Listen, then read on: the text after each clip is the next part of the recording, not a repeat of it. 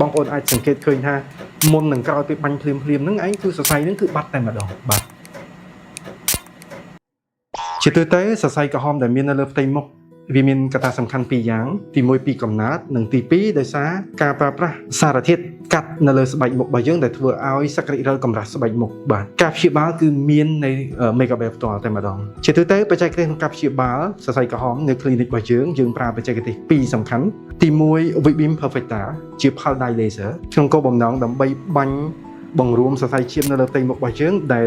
នៅសន្ទាប់រៀងរាក់បន្តិចសល់ពីបច្ចេកទេស Pulse Dye Laser ឬក៏ Vivim Perfecta ទាំងបានយើងប្រើបច្ចេកទេសថ្មីដែលទើបតែបំពាក់នៅក្នុង Clinic Megabel គឺ Gentomax Pro Plus គឺជាបច្ចេកទេសចុងក្រោយបង្អស់នៅក្នុងការព្យាបាលសរសៃក្រហមដែលមានជម្រៅរៀងជ្រៅបន្តិចដែលបច្ចេកទេសរបស់ Pulse Dye Laser ឬក៏ Vivim Perfecta អត់អាចចូលជ្រៅទៅក្នុងសន្ទប់ស្បែកដល់ជម្រៅសរសៃឈាមនឹងបានទេអញ្ចឹងហើយ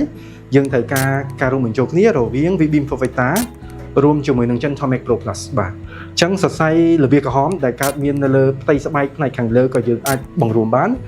សរសៃឈាមនៅជ្រៅបន្តិចក៏យើងអាចបង្រួមបានអ្វីដែលពិសេសបន្ថែមពីលើនេះទៀតបច្ចេកទេសថ្មី Gentomax Pro Plus ដែលជា version ចុងក្រោយបំផុតរបស់ពិភពលោកមានន័យថាសហរដ្ឋអាមេរិកមាន version ហ្នឹងយើងនៅខ្មែរក៏មាន version នោះដូចគ្នាដែរ Gentomax Pro Plus មានសមត្ថភាពខ្ពស់ខ្លាំងមែនទែនគឺត្រឹមតែម្ដងគឺបាត់សរសៃក្រហមនឹងផ្ទាល់តែម្ដងបងប្អូនអាចសង្កេតឃើញថាមុននឹងក្រោយពេលបាញ់ភ្លាមហ្នឹងឯងគឺសរសៃហ្នឹងគឺបាត់តែម្ដងបាទយើងបានព្យាបាលបងសេធីរីដោយបច្ចេកទេសរបស់ Vivim Perfecta ជា Pulse Dye Laser ហ្នឹងឯងរយៈពេល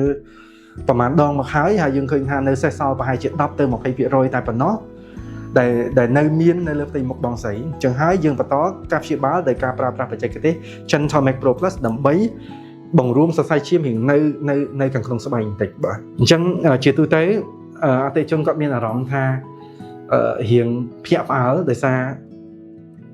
មុនពេលបាញ់ឃើញសរសៃរបៀបក្រហមនៅលើផ្ទៃមុខហើយក្រោយពេលបាញ់អត់រងចាំថ្ងៃស្អែកឬក៏សប្តាហ៍ក្រោយទេយើងគឺថាបន្ទាប់ពីបាញ់ហើយគឺបាត់សរសៃក្រហមទាំងស្រុងតែម្ដងបាទ Megabel Clinic Cambodia